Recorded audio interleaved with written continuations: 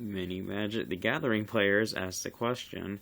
Okay, so let's not actually start a video like that, because that's kind of Tolerian Community College's thing.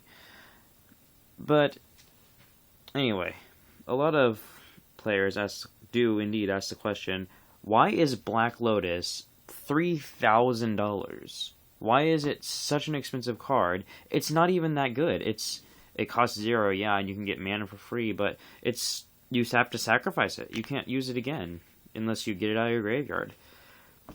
You see, the reason it's really good, in my humble opinion, is just turn 1. You can just turn 1. You can put down your Black Lotus and tap it to sacrifice it and put down your Show and Tell, along with another certain card that you probably guessed by now since I said Show and Tell, Omniscience.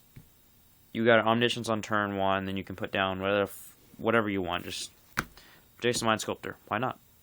Why not put a Jason Mind Sculptor down on turn 1? Or a Quicksmith Genius, or just a Fireworks and Digester. Just turn 1, whatever you want to put down. So that's just one of the things you can do with the Black Lotus. This powerful card right here, the Power 9, the Power 1, if you will. You can tap it, and actually on turn 1, you're going to put down a land and tap that too, tap it for blue, put down a Jason Mind Sculptor. That's, your opponent's going to scoop right there. Turn 1, Jason Mind Sculptor, they can't deal with that.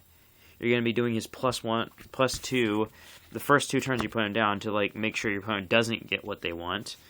And then, because you do that with their library, and by then, he already has 7 loyalty counters on him, and that's turn 3, 7 loyalty counters on him by the time they can even think about doing something, unless they have a low-cost spell that deals damage to a player directly.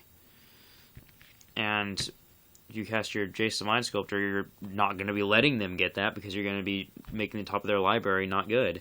And by the next turn you have it, you're going to probably, put down a Island is a good one to put down. Then some 2-drop creature that protects your Jace.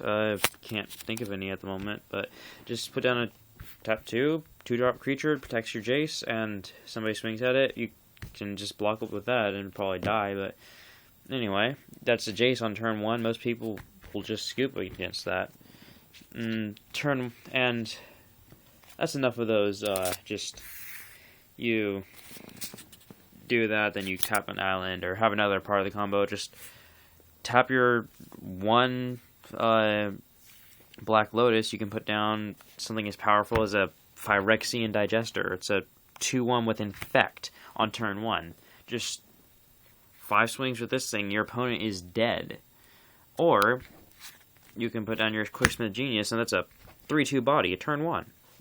That's pretty insane. That's really good.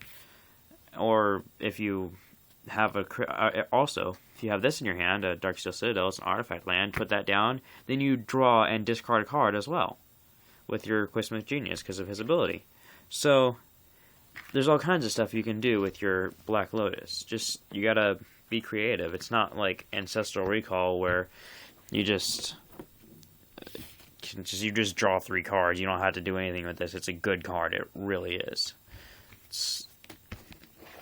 That's just my little rant on Black Lotus, why it actually is a good card.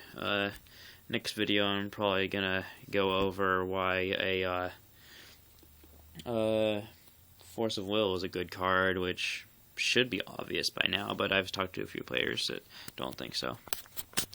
Soon you're gonna get a deck tech on this guy right here. You've missed the Firemind.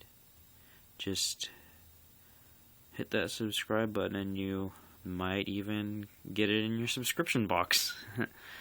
Alright, I will see you later.